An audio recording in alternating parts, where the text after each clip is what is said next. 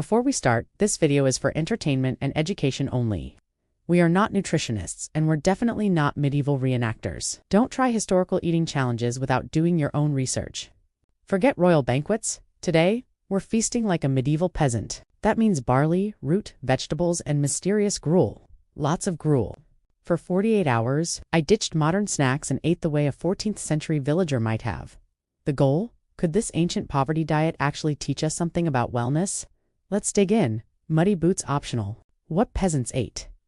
Medieval peasants lived on cheap, hearty, repetitive meals, typical staples. Their diet was simple, seasonal, and extremely beige. Barley bread. Pottage, basically stew made of whatever wasn't moldy. Turnips, cabbage, onions, sometimes cheese or ale, if you were fancy. Meat was rare, fish was a miracle, and seasoning, nope. Salt was basically currency. For this challenge, I recreated the diet with modern ingredients, but peasant-level flair.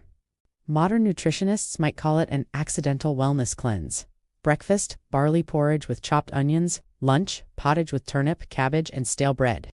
Dinner, boiled barley with leeks, plus a mug of watered-down ale. Substitute tea with vinegar. Don't ask. Snacks? Nope. And no butter, fruit, or coffee. Every bite felt like it came with a side of existential dread. Surprisingly, the medieval peasant diet wasn't unhealthy. It was plant-heavy, low in sugar, and full of fiber. Modern nutritionists might call it an accidental wellness cleanse. However, protein was low, vitamin deficiencies were common, and food safety, not a thing, doctors say.